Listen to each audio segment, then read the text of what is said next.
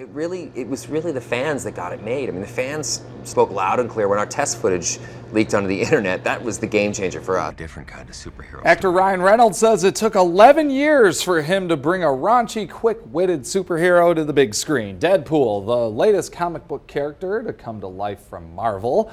And movie writer Mike Scott with NOLA.com, the Times-Picayune, joins us now with his top picks for the weekend. Good morning to you. Good morning. Okay, so Deadpool.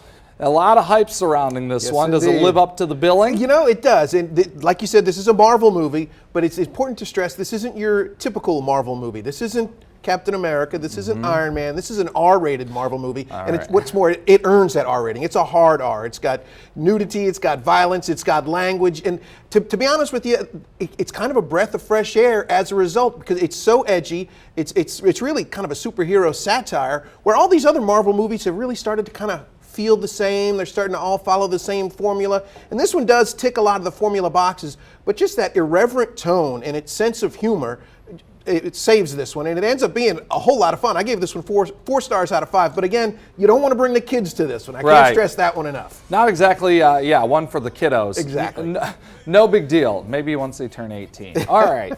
Zoolander 2. Zoolander 2, a sequel to the fashion industry satire starring Ben Stiller. I'm not sure who was asking for this sequel. I know the first one kind of gets a lot of play on cable, but 15 years later they're giving us a sequel, and the word on this one is that, you know, it'll give you a few laughs, but it really kind of tries too hard. It doesn't really hold together very well. If you're a big fan of Ben Stiller and Owen Wilson and you're a big fan of the first movie, you'll probably enjoy it. It's got a ton of celebrity cameos in it. But other than that, it's not really a winner this week. That's usually how those sequels go. Right. And 15 years is a long time to wait to roll out that sequel. I know, right? Some funny lines in the first one, though, as I recall. I'm not sure if it warranted a sequel, but right, hey, look. Exactly. The gasoline incident in the first one, it comes to mind.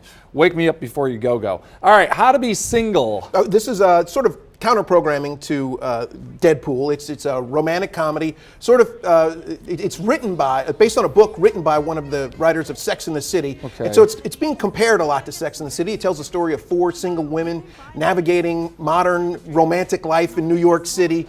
The knock on this one is that it is overly conventional, but that cast saves it. The cast ends up being very appealing. There's some fun in there. So if you're looking for a light romance, a light romantic comedy, this one is also out there this weekend. This one is also rated R, so it does dip its toe into some raunchy waters here and there, for better or for worse. So if you want a romantic comedy, this one's out there. Okay, maybe a girl's night for that one. There you go. While the guys go see Deadpool. Yeah, and then how about Where to Invade Next? Michael Moore. This is the latest movie from Michael Moore. I think it's his first movie in about 6 years. And the whole concept of this one is he goes to visits various European countries and sort of figures out what they do right to export to America. The healthcare system in one, the educational system in another, the retirement system in another. And it's a movie that really kind of is propelled by Moore's personality. So if you enjoy Michael Moore's movies, you'll like this one. If you're not a fan of Michael Moore, you probably won't. Kind of the fatal flaw to me was that each of these things that he examines in each country, they don't exist in a vacuum. You can't just export it to America because there's some complicating factors there. Sure. However, it's a conversation starter. It's sort of Michael Moore light. It's sort of fun. It's personable. So it's with a progressive bent to it. So if you're a fan of Michael Moore, as I said, you'll enjoy this one. All right, yeah, like you say, certain to generate some conversations at the very least. Absolutely. All right, as always, we appreciate it. Mike Scott, NOLA.com, Times-Picayune, giving you your movies to check out this weekend. Absolutely.